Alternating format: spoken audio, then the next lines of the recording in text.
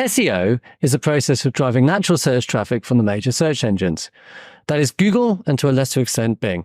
Google is the world's largest search engine. It has 90% of the search engine market in the West. The second largest search engine is Bing, which has less than 10%. On Google, there are paid and natural search promotion opportunities, i.e. there's the option to pay for exposure, or by appearing in the so-called natural search results, the unpaid results, you can get free promotion.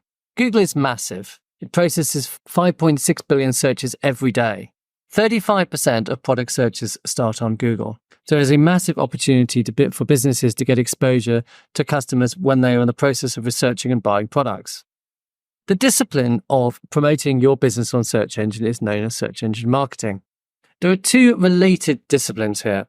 The first is paid search, which is the ads that appear at the top, the side, and the bottom of the page. These can be referred to as PPC or pay-per-click. And there are the organic results. These are the results that aren't paid for. These appear lower down the page. Natural search are the free or unpaid search results. The ranking of these results is based on Google's algorithm. Google takes hundreds of factors, including the content of the site, the quality of incoming links, and other factors such as location to generate a list of results. So looking at the search results screen for the key phrase iPhone, we can see at the top and the side are adverts, but down here are the natural search results. This is the natural search results which Google thinks are most relevant for the key phrase iPhone. There's different types of results. We have at the top here text results, but here's some news results, and down here is results for local shopping options for iPhones, and also links to products and other related searches. There's different types of searches here. We've got shopping results, news results, and image results at the top for customers to choose between. So why should your business invest in search engine optimization? Search optimization has a massive potential for traffic for your business. Getting prominent placement for high traffic search terms can have a transformational effect on your business, with a huge amount of traffic being directed towards your site. Search engine optimization can have a high return on investment as you are not paying per click. It is a lot of work to optimize a site to appear highly ranked, but once you have done it, it'll be a gift that keeps on giving. While most of the budget spent by companies on search engine market is on paid search, 53% of traffic is organic. Organic results also have a higher level of trust than paid search and can help generate brand awareness. While some companies spend millions of pounds on search engine optimization, by getting the basics right on your site, you can generate good results by starting small on a low budget. You can, for example, create better product descriptions, better category descriptions, and make sure that your site can be accessed by search engines. Whilst it can be a slow process generating results from search engine optimization, it will have long-term benefits for your business. The page of search results is known as the SERP, or Search Engines Results page. Let's take a look at its features. The most important distinction on the search engine results page is between the paid content and the organic content. For the organic content, Google generates a list of results based on its perception of the relevance of those results to the user's query. The paid results are also intended to be relevant to the user's query, with the advertiser paying for better placements. If we look at a Google search results page for the query iPhone case, we'll notice that ads appear on the right-hand side. These are Google shopping ads. These ads are generated by a feed which the merchant will upload into Google Merchant Center and is then used to create these ads in Google Ads. And on the left here, we have these are search ads which are triggered by keywords, which the advertiser specifies in Google Ads. Towards the bottom here, we have the organic search results, which take a number of forms. Across the top, Google has divided search results into a number of different tabs. So all is a summary of many different types of search results. Shopping will give the user more shopping results. At the top are shopping ads, which are charged on a pay-per-click basis. Underneath are the so-called free shopping ads, which are generated from the feed, which is uploaded into Google Merchant Center. On the image tab, we have image results related to the search query. At the top, there are shopping ads. Underneath that, there are the free Google shopping results. That's signified by this little tag. More ads. And then further down are the image results. You see these are image results related to the iPhone case search. If we search for something a little bit more visual, see this is a search which has no product search results in it. It's just images based on the search for Big Ben. News shows news results related to the search query, also video results, and more will show things like maps, books, flights, and finance. Going back to the All tab, the ads can appear at the left, on the right, and sometimes at the bottom of the search results. You can tell they're ads because they say ad at the top left. You'll notice that on desktop, ads take up almost all of the page which the user initially sees. This is known as the content above the fold being notionally the bottom of the page. Organic search results can be divided into two types. Traditional search results, for example, at the top here, the search results for David Cameron, which gives a link to the website and some content, and the SERPs features. These are anything which aren't the traditional results. The example on this page is this so-called knowledge graph here on the right, which tries to give a fuller answer to the question the user has been asking. Looking at the traditional search results, they normally come in this format here. There is a title, a snippet, which is a brief summary of the site, potentially some site links, and also some related searches. If we look at the search results for my website, Hello Baby Direct, we can see that it has this title here. The title is taken from the title tag for the page. If we go to the website and we view the code, the title is a piece of code which gives Google information about the content of the site. It's what you see here in the tab on the search results, and it strongly influences the title. The snippet is taken from another piece of code which is called a meta description, and you can see it here. Google will normally take this, but it may also use other information from the page. And here is a selection of site links which Google thinks are most relevant to the search query. SERP features are any result on the Google search results page which are not a traditional organic result. The most common SERP features are rich snippets, for example, review stars on product ratings. An example of a SERP would be these stars underneath this search results for Sophie the Giraffe. Another example of rich snippets are these extra item attributes underneath the Amazon result. So, for example, color, item dimensions. You also have ratings here. So how do you get rich snippets in your search results? The way to do this is by implementing structured data on your website, which is then picked up by Google. We'll be going through this in a different video. The second type of features are paid results. These are the adverts, the Google ads, the shopping ads that we've already discussed. Universal results are results that appear in addition to the organic results. So looking at a search result for David Cameron, we can see the traditional search results at the top here. Then we've got some universal results. We've got a news panel here, which has links to news. Further down the page, there's image results. On the right-hand side here, we have the fourth type of SERPs feature, which is the knowledge panel. This aims to give a succinct answer to the searcher's query. So it's got a box here all about David Cameron with information which is mostly taken here from Wikipedia, and also books, links to his profile, and things that other people search for. If we look at another search for David Baddiel here, I've done a search for David Baddiel Twitter, and this is showing Twitter results for David Baddiel. Down here it's showing images related to David Baddiel. So as you can see, Google displays information from a number of formats on its search results, and you need to structure your site in a way that optimizes how your site appears in the search results. Now I've covered the basics of search engines. Let's take a look at how search engines work. When search engines generate the results, they're searching not the web itself, but a great big database of the web, known as their index. The way that they create their index is a process known as crawling and indexing. So, for example, if we just do a search, so I'm going to search for FBA rate card. See, it generates a list of results, and it does it in 0.24 seconds. So that's amazingly fast. And also, if you type in here at the top in the search box, it'll immediately bring up a list of related search terms. So how is it Google generates these results so lightning fast? Its secret is it's not actually searching the web every time you put in a search. It's searching its representation of the web, which is called its index. To generate results, search engines employ three processes. First, crawling. Search engines search the internet for content, analyzing the code and the content of every URL they find. Secondly, they store and organize this content in a process called indexing. Once a page is in the index, it is eligible to be displayed as a result for relevant queries. Thirdly, ranking. Search engines serve the content they judge to be the best answers to a searcher's query, ordering by the most relevant to the least relevant. Search engines do not achieve this by searching the web, but by accessing a massive web content database called the Search Engines Index. This database holds information about the content of millions of websites. For example, the text, the images, and the videos they contain, and their links.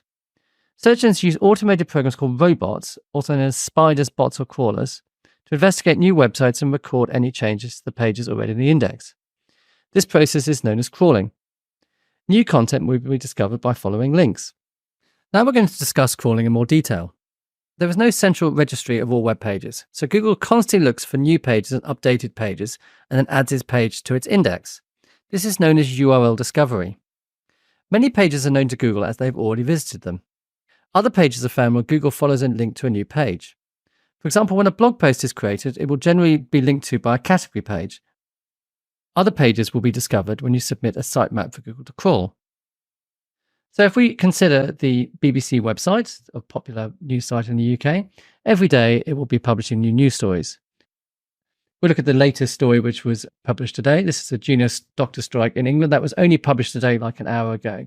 This page will not be in Google's index, but Google will know about the UK category page. It will already visit that page. It will frequently revisit this page and follow links from this page to discover new articles. The BBC will also be submitting a list of pages to Google known as its sitemap, and Google will also be able to discover pages through that. When Google discovers a new page's URL, it may visit, or also known as crawling, the page to find its content. To do this, they use a colossal server farm of computers to crawl billions of web pages every day.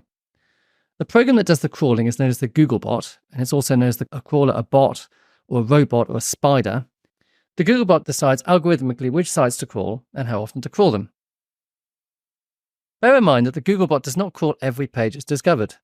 Some pages may be blocked from crawling by the site owner. Other pages may not be accessible either intentionally or unintentionally.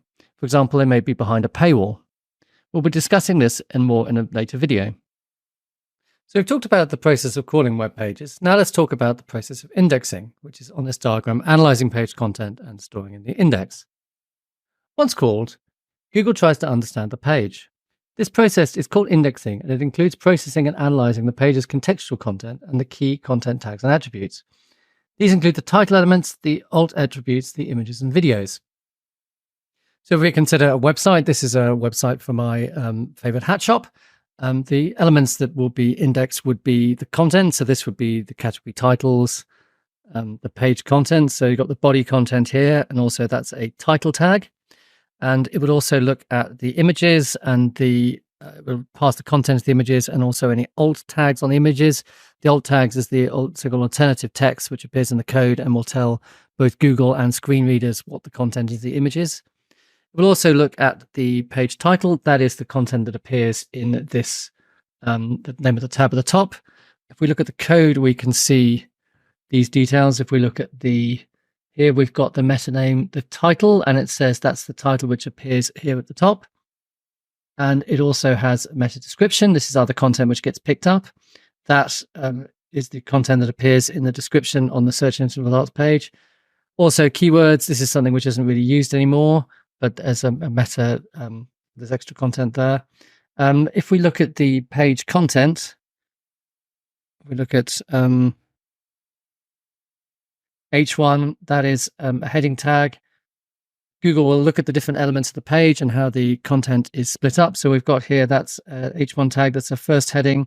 And then we've got the paragraph. And depending on how the content is structured, Google will give more weighting to some elements over others. We'll be discussing that in a future video.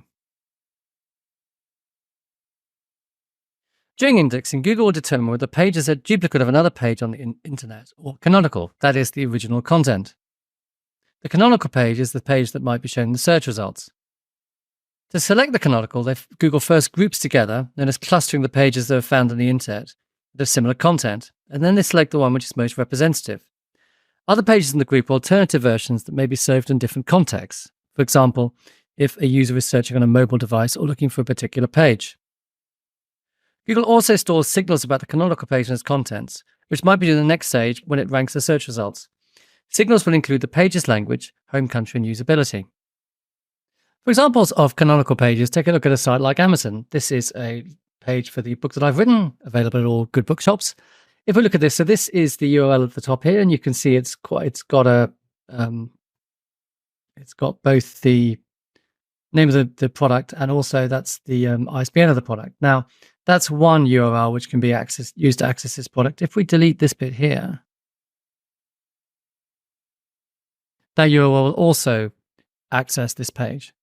So what is effectively happening is you've got two URLs which Google will consider to be two different pages to access the same content. So what Amazon and similar sites will do is they will label one of them canonical to say, look, this is the most important, the original version of this page, ignore the other versions. And therefore you don't get, you reduce duplicate content problems on your site. Finally, let's take a look at how search engines produce the results. This is a process known as ranking. In this video, we're going to be looking at the factors that Google uses to rank search results. We do a search for Homer, the ancient Greek poet. We'll see a list of search results. Now, how is it that Google decides which is the top search results? So we can see here that the top search result is Wikipedia. That's a very high authority page. Down here we have Homer. That is an American luxury company. I put in the search, which was quite generic, Homer. Maybe if I put a Homer Greek poetry, that probably wouldn't have come up. British Museum, Cambridge University Press, Goodreads is all very high authority sites. So Google has clearly served some very good sites for the search of Homer. So how does it do it? When a search is performed, search engines query their index for relevant content and then serve that content to the user in order of relevancy. This order of the search results by relevance is called ranking. The higher a website's ranked, the more relevant the search engines perceive that site is to the query. Search engines use complex algorithms to determine relevance. Google makes algorithm adjustments every day. Most adjustments are minor tweaks, however others are major updates and fundamentally change how the searches are generated. Google's algorithm is complex and uses over 200 ranking factors as of 2023. While there are hundreds of ranking factors, the top 4 have stayed reasonably consistent. These are links to your website, on-page content, website performance, and on-page experience. There are 2 types of links which Google considers when ranking sites. Backlinks or inbound links are links from other websites to your website, while internal links are links to your own site from another page on the same site. PageRank, part of Google's ranking algorithm, is a link analysis algorithm. PageRank estimates the authority of a web page by measuring the quality and quantity of links pointing to it. The assumption is that a page with more links has higher authority. So if you consider a site like Wikipedia has lots and lots of links to it, or a news site like the BBC, these are very high authority sites which will get loads of links coming into them, and therefore Google will rank them very highly. Google measures a website's performance using a set of metrics it calls Core Web Vitals. All other things being equal, a site with better performance will rank higher. If you want to see how well your site performs, do a search for Google PageSpeed, and you will find the right page to do it. It's pagespeed.web.dev. PageSpeed includes metrics that Google considers critical to your site's user experience. It measures your website's overall speed, responsiveness, and the load speeds of site elements such as fonts and images. Also important is mobile friendliness. Google prioritized mobile search in 2019 and uses your website's mobile version for indexing and ranking. It is therefore critical that your website is responsive. Now, by responsive, I mean whether the site will resize to the size of screen. So whether it will look good on a mobile phone or on a desktop browser. So for example, if we look at the John Lewis site and we just simply resize the page to simulate it being a mobile phone, you can see that the site content will adjust to the size of the page. And this is known as responsiveness. If your website doesn't do that, then Google may push it down the ranks. The final factor is on-page experience. Google looks at the experience that users have on a website and feeds this info into its ranking algorithm. For example, if a user spends very little time on a website, Google will assume that it is not a good fit for the query and will lower the rank of that result in future searches. The factors that Google considers are the click-through rate. This is the percentage of searchers that click on a website's link in the search results. Results that are clicked on more often will rise up the rankings. Bounce rate. The bounce rate is the percentage of people who just go to a website and leave without looking at any other pages. They'll just leave it immediately. If a high percentage of users click through to your site and then leave immediately, Google would judge that page as not relevant to searchers and will lower the rank. Finally, dwell time. This is a measure of how long visitors stays on your website after arriving from the Google search results. The longer the dwell time, the better your user engagement, and Google will interpret this as a sign that the content is more relevant for the user. Now, Google also uses machine learning to change its results in real time. This is something called rank brain.